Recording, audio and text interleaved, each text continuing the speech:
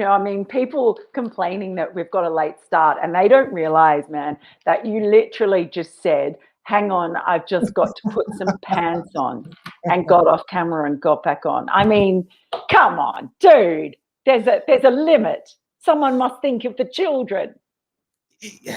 Oh yeah, there are children on our show these days. I was careful. I did it like when we were still off camera, and the reason for that is we call this a cold opener, and I've been having a few cold openers in the last few days. Our hot water's run out, and it's bitterly cold.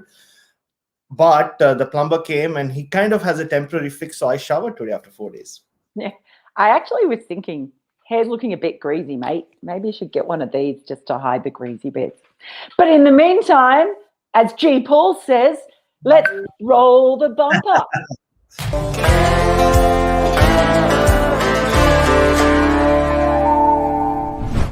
Hello and welcome to The Good, the Bad and the Ridiculous. And G. Paul, thank you for that little cue there. It's good to know how much you all pay attention. Hello to everyone who's joining us live, and actually hello to everyone if you're just coming in and watching this on delay on YouTube. It's all the same. We're happy to have you all here, aren't we? Have a good day, Arpan. Yes, good morning to you. Good afternoon where we are. And well, it's all very exciting. At least we got a day's play. That's exciting. Test matches enthrallingly poised. That's exciting. But we're actually going to start, Bharat, with a nomination, a bad nomination, a really bad nomination. Yeah. It's a good nomination for a bad thing. From that cricket head, which I think is Arpan, who is on here as well. So thanks very much for bringing this in. Bad, bad, bad. Drunkards audibly shouting, Trent, get down on your knees. The in-swing won't save your career, Southee. And also racial hurts at Ross Taylor. Among just 4,000 lucky people to watch the match, there's still got to be these antisocial elements. It was so audible. What did you make of that, Bharat?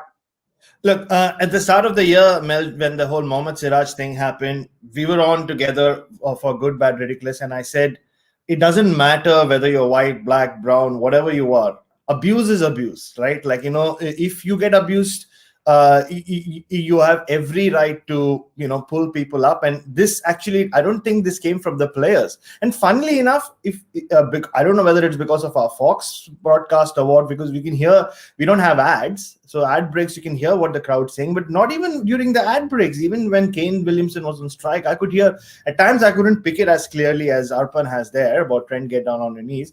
But I could hear things about Kane, you're boring, or there was just this constant chatter. But which is okay, I guess, as a professional sports person, you have to accept, unless you're a tennis player. But, once it goes to race, like with Ross Taylor, it just needs to be snubbed out. It doesn't matter whether, you're Australian or Indian. If you abuse, you should be chucked out and never be allowed back inside the ground. And Arpan's right.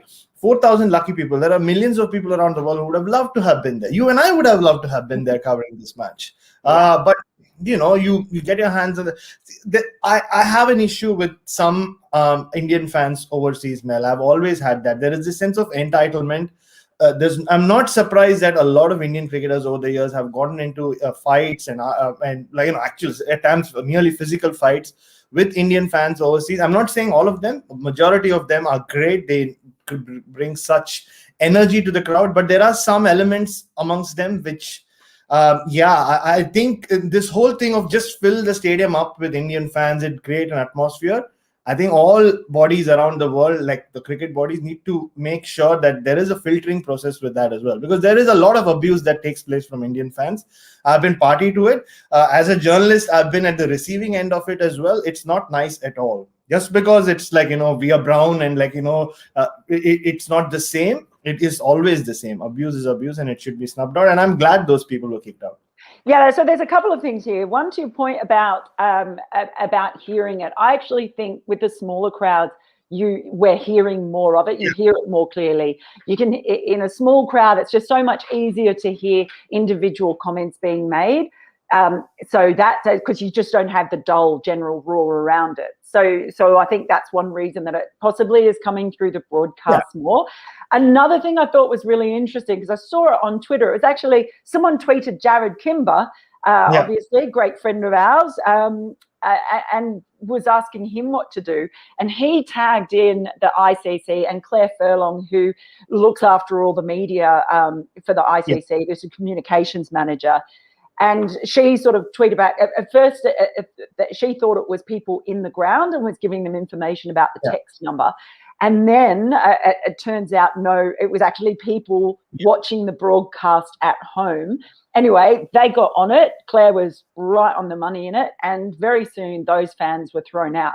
So I thought, even though it's bad that it happens, I've never known of something like that where people have tweeted from home and got someone thrown out of a ground because of that. So, there we go.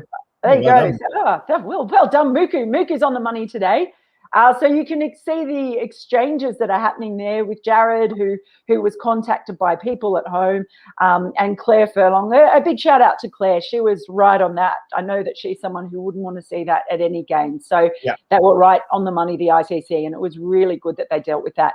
So that was a positive thing, I guess, that you could take out of it. There was such swift action that was taken on that. I just don't get it. To the 4,000 lucky fans, even when I've gone to watch cricket as a fan, I'm not someone who boos. I don't like booing. I don't like abuse. It's really funny. People think that they've paid their money, so they have every right to abuse people. I just don't get why you would want to, man. We're just so lucky to have this test match. Just like have a bit of respect to the game and to the players who are actually bringing you so much entertainment, no matter who you're supporting.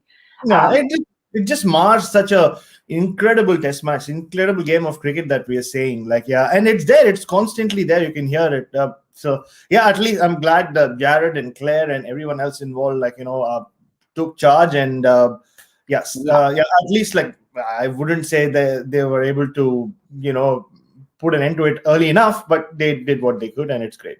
Yeah, they did. Okay, let's get on to some more of the nominations. Our next one up, please. We've got to race through these because we've got quite a few today, and I want to get some other ones in from the side, from the chat as well. The Akshay 1968. Do you think that Bumrah is not suitable for English conditions? Because we saw that both Ishant and Shami got movement and swing besides Bumrah.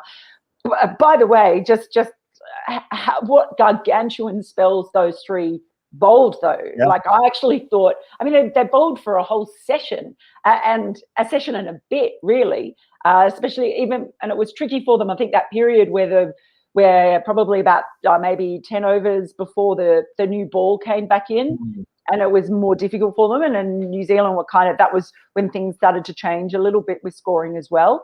But I think Bumrah could bowl anywhere. I'd be happy to see him bowl anywhere myself. Do you think he's not suited for English conditions? I don't agree at all. Sorry, Akshay, because he had a very reasonable tour of 2018, his first ever to England, and he made quite an impact. And I think, look, it's just a case of you have to realize all three of them are coming off very little first-class cricket or very little long-form cricket. And I thought Bumrah really came into his own in his second or third spell on day 3, I think. Officially, what was day 3? But the second days mean nothing in this. I know, exactly, yeah. So I thought he came into his own, beat the bat a lot.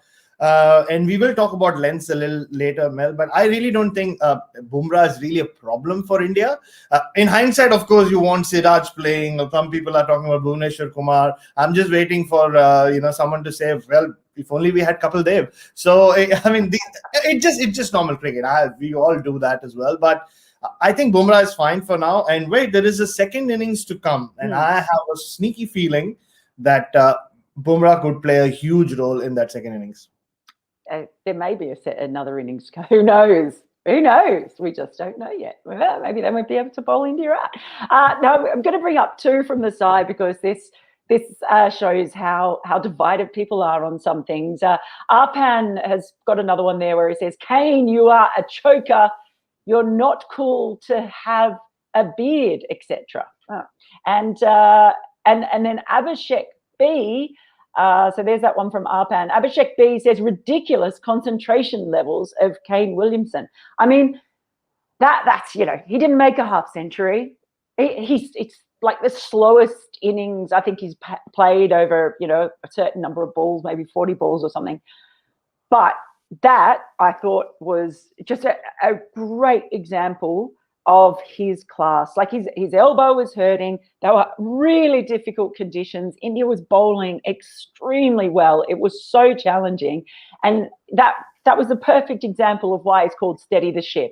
All those caps out there, the ACC guys in New Zealand gave him that nickname of Steady the Ship, and it just showed for me why that was a perfect thing, because that real anchor role. And I thought it was terrific the way that then others further down the order, whether it be de Grond, Home Jamison, Southee, they took a little bit of pressure off him as well. It was perfect, I thought, tail ender batting in the way that they came in, and I just think that was, for me, that innings just showed why I love Kane Williamson so much as a batter.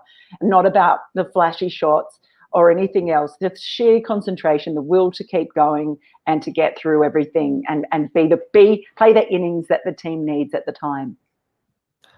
The term masterclass gets overused at times. We both are guilty of it, so are most people. But yesterday, and whenever the last time they played cricket, day 3 or day 4 or whatever it was, I think we've just seen a proper masterclass on how to bat in England. Virat Kohli last time spoke about how you just leave your ego in the dressing room, and he showed that as well when he batted in the first innings. But Kane Williamson, the fact that it was on nearly a chanceless innings. Yes, the ball did beat the bat, which does happen in England. But, just the little things. Just look at, when he leaves the ball. Everybody talks about Steve Smith and the saber leave and all that. It's well, he jerks his body back around. And it has so much technique to it. He's always watching the ball go by. His eyes never leave the ball, which is always a sign of great batsmen. You see, I remember Steve Smith takes a few steps towards the bowler.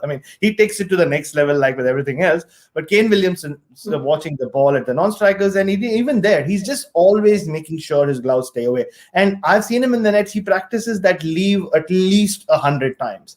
Just the leave, just to take, basically eliminate even that 1.10% chance that something just is left outside.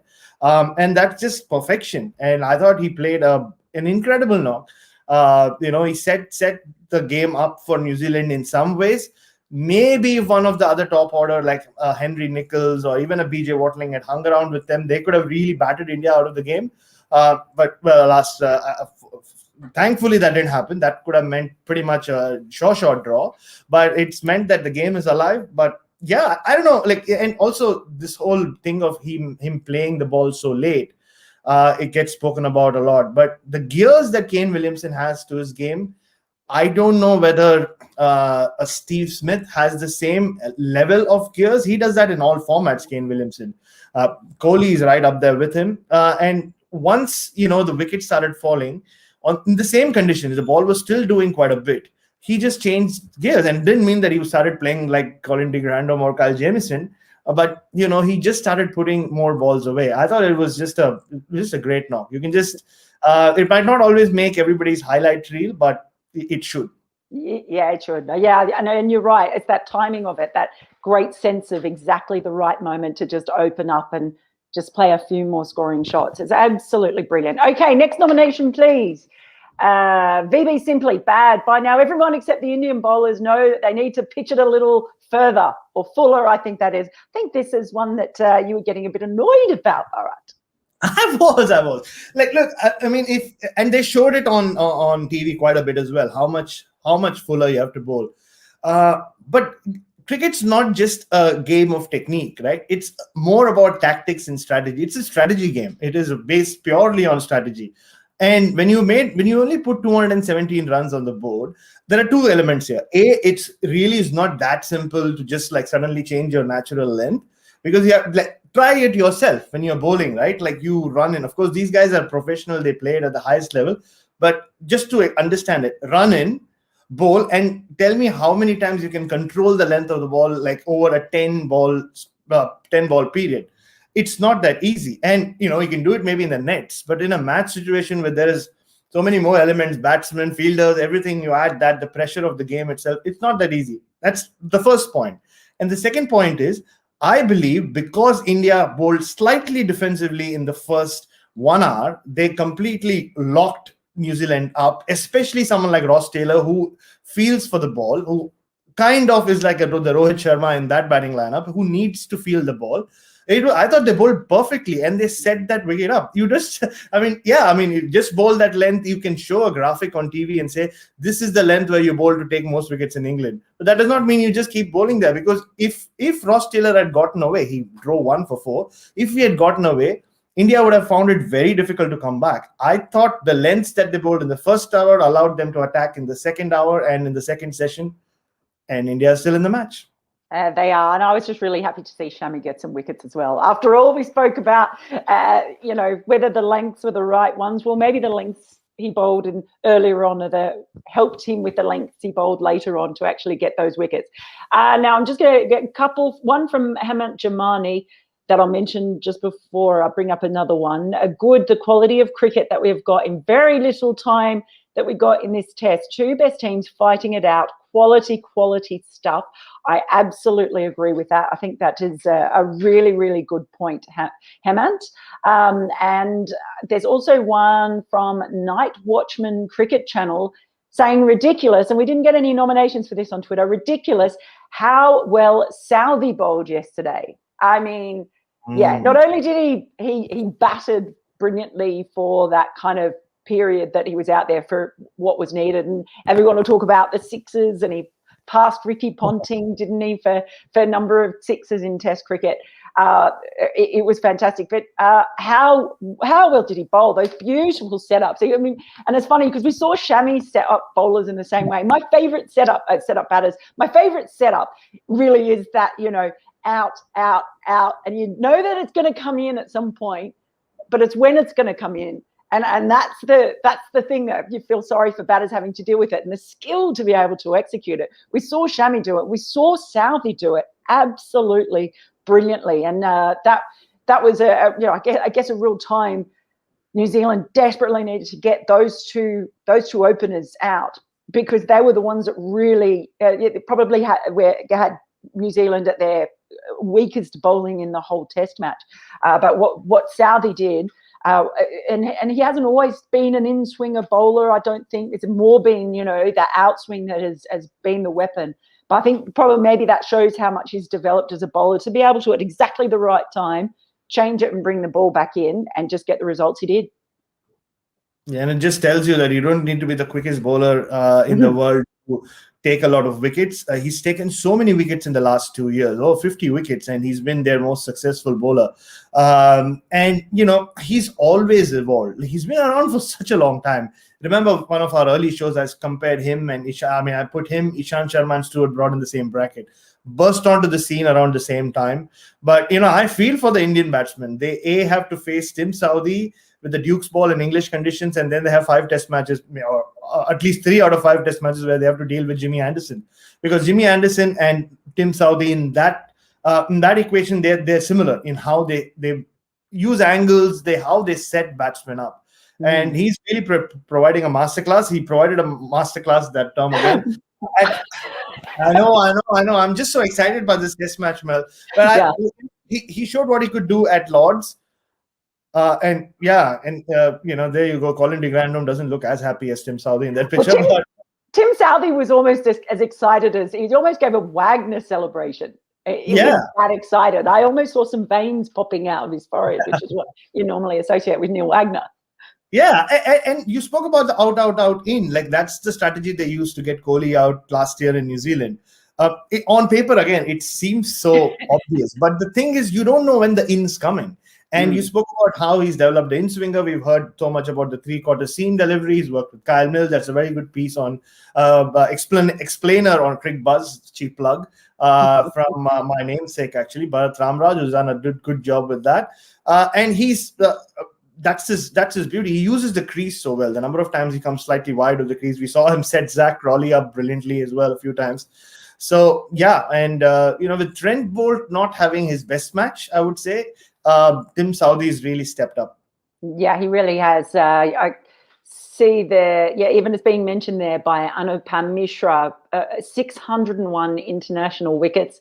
And Anupam Mishra also points out, about how he developed the three-quarter ball. So what an exhibition that was. We talked a lot about Kyle Jamieson in the first innings, but Tim Southee has been brilliant so far. Okay, time for our next nomination, please. Oh, this is from our poet, Rajat Jimit. Just so for those who don't know, Rajat has written some beautiful poetry, and we were wondering where he was in this test match. Well, now this is the explanation. While I was writing on Shafali Verma, India lost 5 wickets in a hurry, and while I was writing for Sophie Eccleston, she couldn't complete her 5-wicket haul. Not writing on the World Test Championship, don't want to jinx it. Raja, I have to say, I had to say this again because I tweeted about Kane Williamson, and then he got out. So of course that was all my fault. Jinxes don't exist. There's no such thing as a jinx unless you're the Indian vice captain. That's all I'm going to say on that. And even that jinx is JINKS. Just putting it out there. That's true. I'm going on phonetics right now. Okay. Next nomination, please. Shokar Sidesh. As fans, if India loses, trying to win the game would hurt much lesser than India simply going for a draw. Of course, nothing greater than India winning. If you're an India fan, obs. But look, it's a sort of game. I said that yesterday that if this was a sort of game where you feel like a collapse can be just around the corner, and you know, we sort of saw that, and we'll talk a little bit more about India's tail end of England, New Zealand, who's playing New Zealand's tail enders later, but you really don't know with this. I mean, there is every chance that India could post a total, although it's not as good a chance as before. And I wonder if Bharat's willing to stick to his prediction of a, 22-run win? 22 runs. But it still could happen that India could post some kind of total, whether, you know, even a lead of 100 and 120 runs, and there could be a collapse. This game, you really, really don't know what's going to happen at any time, which for me is exciting. I do think New Zealand are definitely in a better position right now, and a draw is still very possible. So, you know, we'll see. We'll see. I just still don't know. But whatever happens in this game, I'll go back to the point that we had there earlier. This has been an incredibly high-quality test with some of the best, consistently brilliant bowling that I've seen in a test for a long time. I was trying to think of when there was a better one, really. Yeah, and before I come to that, I agree with you, Shanky. The standard of umpiring has been extraordinary. Even that ball where Tim Southee bowled the bouncer, it went off Kohli's helmet. Just the confidence, the conviction is what you look for in an umpire. Like, you know, when he makes his or her decisions. It's not, at times, even if you're not 9 out of 10 accurate, sorry, no, that's bad. But like if you're even like 1 out of 10 not accurate, that's fine. But conviction, like, you know, even when you signal anything, and that was there to see. And yeah, I will back my 22-run win prediction, Mel. This is how I see it. This Indian team, go back to 2014 Adelaide, Virat Kohli's first ever test match, when we met for the first time. Yay! So, and you know, weird. Was that? Kidding. Kohli, you know, Virat Kohli's captain. India went for the win. They lost. People criticized them, but they've always stuck to it. And I just get a sneaky feeling, having spoken to a lot of these guys in the last few years, and what winning the World Test Championship means to them, and just what Rishabh Pant has been doing in the last 6 months, I expect him to come out to bat when a wicket falls. They'll say it means the left-right combination as well. And I also think they have one last magic trick up their sleeves, which we're going to see today from India, which will result in that 22-run win. I just can't see them block and go for a draw. No, I don't think they'll block and go for a draw. No, I don't think so either. And you're right. Having Rishabh Pant and knowing what he can do, that's a pretty handy trick to have up your sleeve. It's just so exciting. Okay, let's bring up another nomination, please.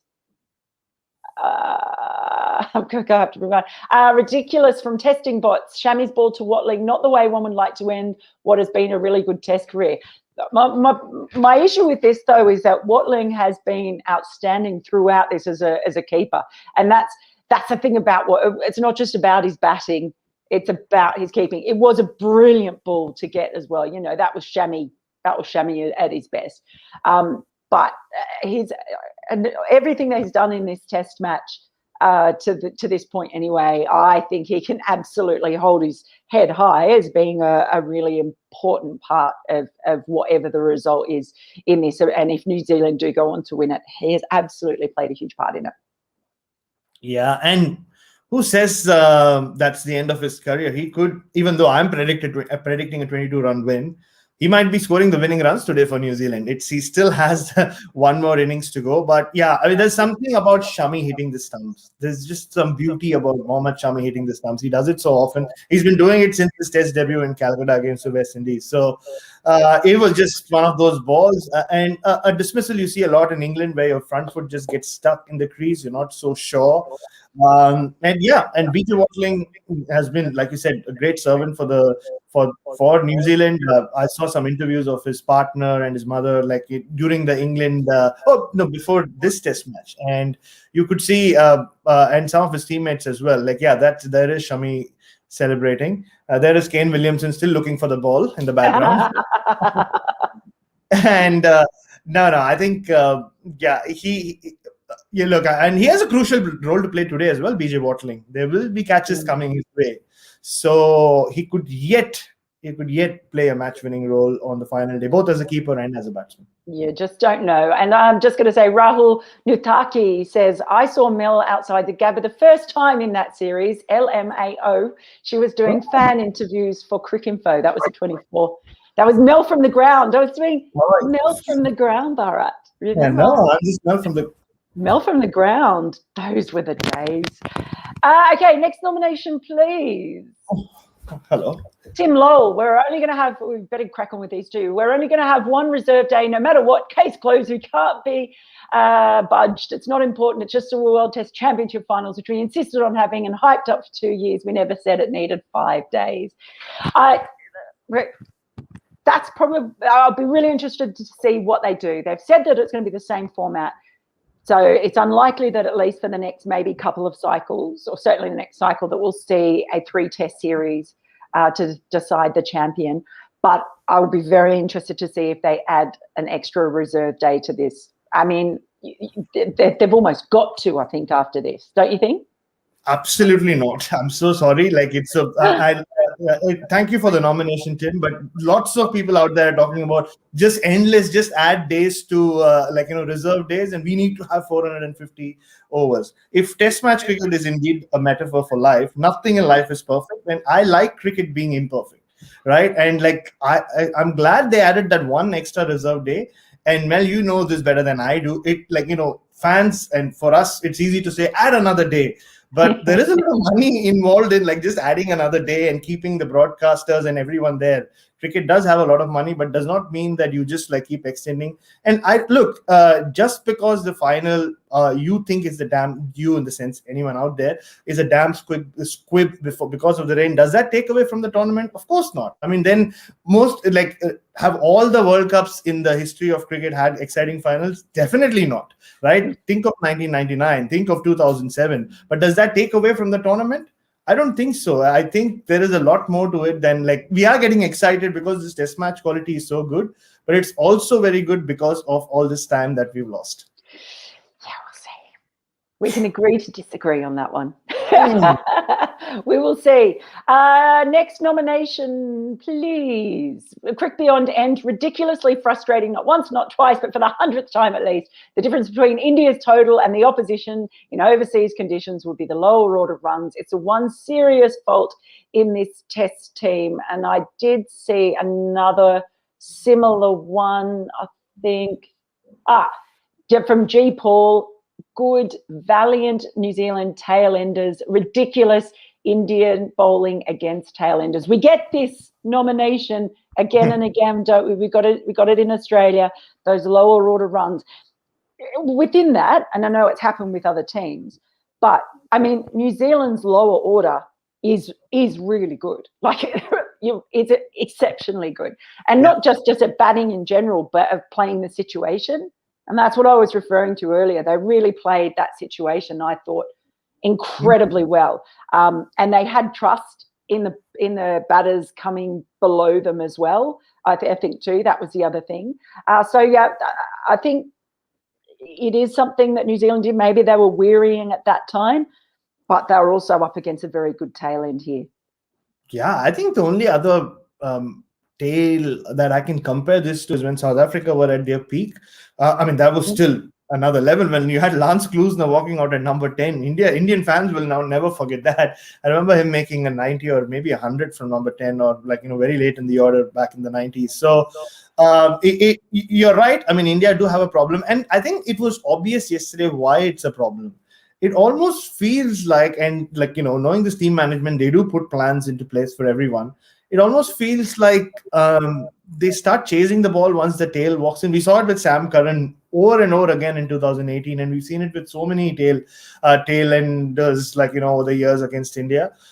So maybe I don't know if it's maybe it can't just be a coincidence. I think it's a tactic.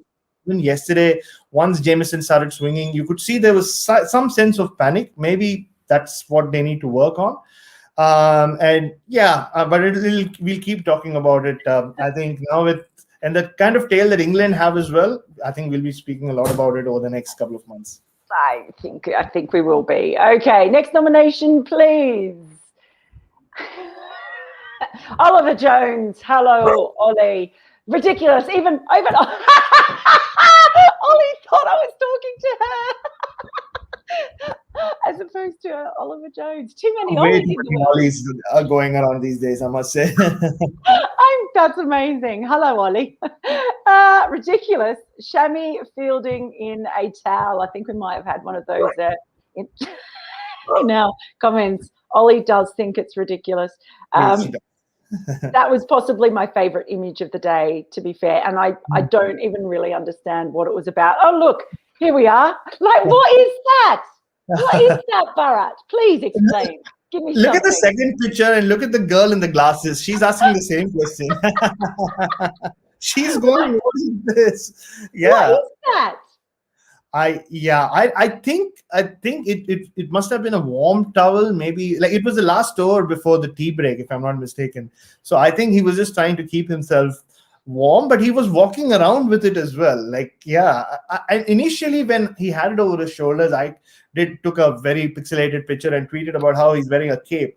I've never seen a cape become a sarong in the space of 2 minutes. And yeah, but the funny thing was, it reminds me of some deleted scenes from some movies in India, but we'll not dwell too deep into that at the moment. But it was quite something. Mohammad Sami is quite the character, and you could see that he was really enjoying it. But yeah, I mean, that girl went to sleep wondering what she just saw as well. Well, so if that is meant to be a sarong, I've got some serious issues with it, because who wears a sarong up here? It's down around your hips. If you're going to do it properly. Okay. And, that's wrong. Get your thing right, Shammy. Get it right, Mohammad Shammy. Next nomination, another one that was a bit of an odd sight in the dress department, from Muglu. Good. Rohit Sharma decked up in silly point gear in the slips. Refreshing and funny. I just think it's like when you're dressed to go anywhere. It's wearing black jeans and heels with a t-shirt and a jacket, because you can be dressed up or dressed down. Multi-purpose. I think. There you go. I mean, keep the helmet on, stand at silly point, or walk to slip. And I'll tell you, the first time I ever saw someone do that was, I think, in the 90s when Michael Slater did it. Because Michael Slater used to be short leg quite often, and he went from short leg to gully. And I remember being really amused by it. I'd never seen anyone wearing a helmet at gully. But Rohit Sharma actually has done that a couple of times, and I've seen that in the past. But it still looked much less ridiculous, if that even is a way of putting it, than Mohammad Shami. So there you go, yeah. Rohit Sharma.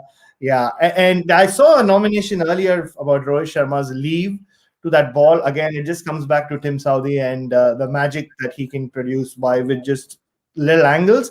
And yeah, I've seen Rohit Sharma shoulder arms and get out to Dale Steyn in South Africa 2013, his first away test match. So it does happen to him. I just feel bad for Rohit Sharma, considering He's seen off the new ball in 5 out of 6 innings. He's faced over 70 balls each time, and he almost faced 70 balls, if not. Oh no, he faced over 70 balls yesterday as well. It's just that big score is not coming. But with Rohit Sharma, when it does, it'll be a really big score. So beware, England. Yeah, it could happen. Now, and I'm just got one comment there from Martin Lawrence. Hello, Martin, who's a big follower on Twitter and posts lots of really interesting things.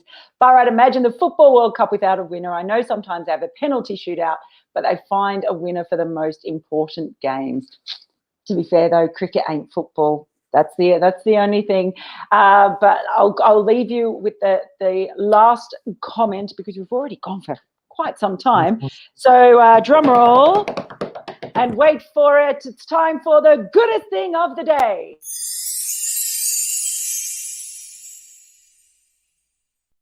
Angel Bharat. No, I don't know what angels do. Sorry, I have no idea. See, this is why that doesn't fit me at all. But yeah, I think for me, I just fell in love with Test cricket in England, and that for me was the best part has been the best part of this Test match. Look, batting in the subcontinent when the ball is turning is a challenge. But I don't know whether it really counts or it's the same in terms of aesthetics when it comes to seeing a high quality batsman surviving in England. It just, that whole thing of every ball has your name on it. And, it didn't look like any ball had Kane Williamson's name on it. He was making sure as well. It didn't. So I think overall, what we've seen, the bowling from both teams already and the batting as well, those who have survived, have really, really been tested. We've forgotten about Devon Conway. Poor guy is only half centurion so far.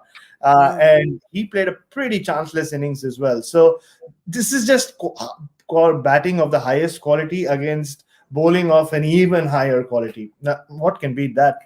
Worth staying up for. Yeah, it really was. And time for the bad. Hey!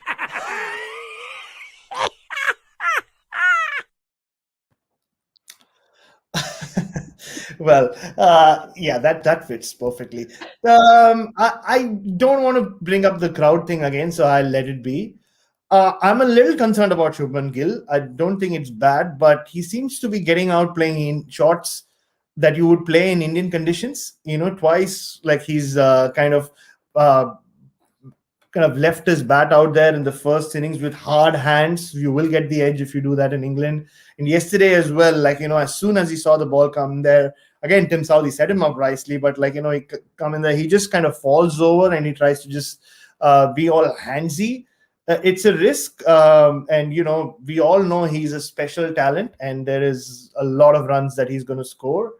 But he'll have to, and it's a great opportunity for him. It's not unlike New Zealand, India are not going home. They're going to stay back and play 5 Test matches. So he has a lot of time to fix it. But for now, it's a little bit of a concern, I think. Even though he batted so well in the first inning, just the fact that he's getting out, like I said, playing India shots could be something that they should work on.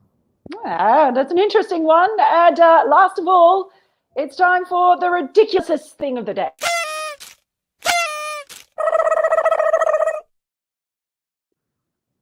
I have to give it to Mohammad Shami. And Thank you.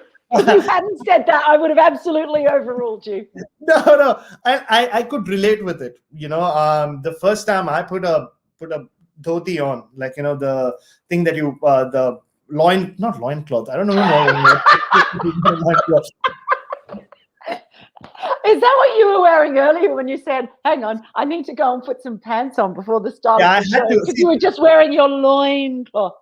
See, that's how I write as well, Mel. I always bring it back to the intro. So not a loincloth at all. I please, for all you, all the Indians watching this, pardon me. Yeah, I really don't know what a dhoti is called in called in India. Anyway, so when you're not comfortable wearing it, two things you do. A, you wear it pretty high so that you're trying to ensure that it doesn't fall off. And B, you always wear shorts or wear pants underneath. And I can tell you, at my wedding, at the Bengali wedding, I didn't do that. I wasn't wearing like full pants. And yeah, I mean, those who did attend my wedding, God bless them, got to see a little more than what they really needed to. I mean, my bosses, but like, yeah. So I could totally relate with Mohammad Shami being careful, being very careful once he tried to put a dhoti on the field. Yeah, well, I just hope that we never see. I'm sure he's a fine figure of a man, but hopefully we never see Mohammad Shami wearing a loincloth on the field, because that would be taking it way too far. Well, that is another edition. I'm sorry for those of you that we didn't get around to today. We really appreciate you coming on the show, though. You make it so much fun for us. And please do make sure that you send in some nominations for what will be the final show of the World Test Championship final. Yes, that's a big heart for cricket. So make sure that you drop your nominations in on Twitter, because then we can go through them beforehand, and it's a good way to get your nomination on. And we shall see you for the final day tomorrow. Thanks, guys.